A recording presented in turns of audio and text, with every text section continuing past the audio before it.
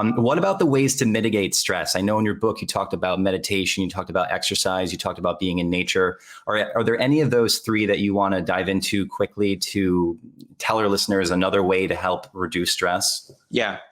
So stress is a fascinating thing. And I'm sure there's no shortage of podcasts, articles, books talking about ways to lower stress. I think it's important to note that we need stress and it's a continuum. You need some activation of your stress response to motivate you to do anything. If you weren't stressed, you'd just sit there. You need to have that desire for change, which is really what stress is. It's some sort of kind of obligation on your body to do something differently.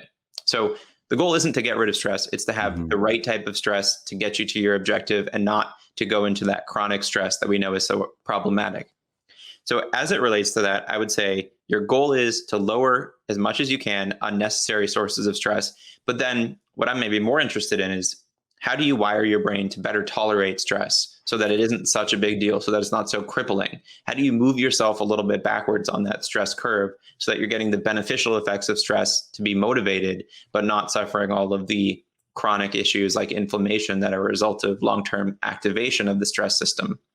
And so, I'm not going to blow any minds here as far as talking about the de-stressing techniques. You guys know about meditation, you know about exercise, you know about eating healthier. You probably know about the gut microbiome and its role on stress.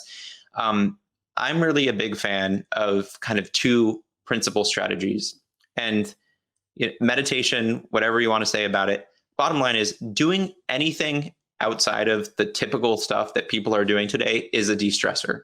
And so meditation, closing your eyes and not looking at a screen and not watching the news, that is a de-stressor in part because you're just not focused on the stressful modern world. So checking out of this hotel of the modern world where every moment is stress is generally a good thing.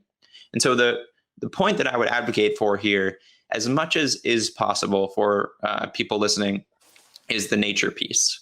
And that's something that I think, we've kind of known in our bones for a long time, but the science has really shown us in the last 10 to 20 years that nature exposure is a great way to deactivate the sympathetic nervous system and activate the parasympathetic nervous system. And this works on several levels. It's partially the psychological piece. It's partially through, it seems, the olfactory system. So the olfactory system, or your sense of smell, is kind of fascinating because unlike the other nerves going into the brain, this one kind of bypasses the need to go through the thalamus, the relay station. It goes directly from the nose into the brain.